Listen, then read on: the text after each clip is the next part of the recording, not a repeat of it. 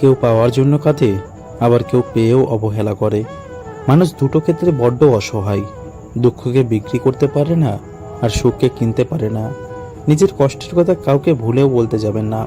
মনে রাখবেন, মলম সবার ঘরে না থাকলেও ছেটানোর জন্য লবণ সবার ঘরে থাকে।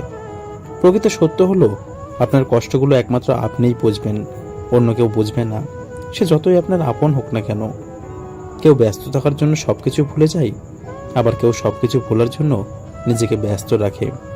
রাগের মাথায় কাউকে অনেক আঘাত করে কথা বলার পরেও যদি সে চুপ থাকে, তাহলে এটা বুঝে নিও না যে সে কষ্ট পায়নি, অথবা তার কাছে কোনো উত্তর নেই, বরং সম্পর্কটা সে বাঁচিয়ে রাখতে চাই।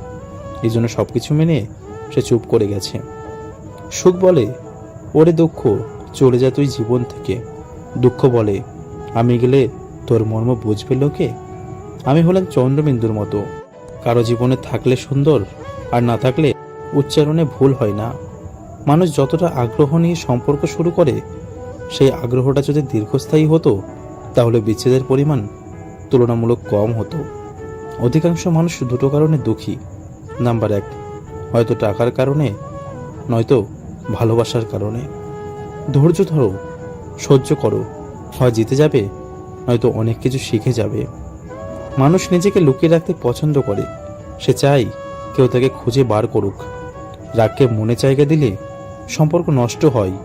অভিমানকে মনে পুষে রাখলে দূরত্বের সৃষ্টি হয়। কিন্তু সব ভুলে ক্ষমা করে দিলে প্রতিটি সম্পর্ক স্থায়ী হয়। জীবনে যা কিছুই ছেড়ে দাও না কেন, হাসি আর আশা কখনোই ছাড়বে না, কারণ এই দুটো জিনিস তোমাকে বেঁচে থাকতে সাহায্য করবে। লোকে বলে সময়ের সাথে একদিন সবকিছু ঠিক হয়ে যাবে। আসলে কোনো কিছুই ঠিক হয় না। যন্ত্রণা নিয়ে বেঁচে থাকার অভ্যাসটা হয়ে যায়। দুঃখ কিসের? প্রাণ খুলে হাসো। সবার জীবনে সমস্যা আছে। ভালো খারাপ তো একটা দৃষ্টিভঙ্গি। জীবন মানে কখনো রোদ, কখনো বৃষ্টি।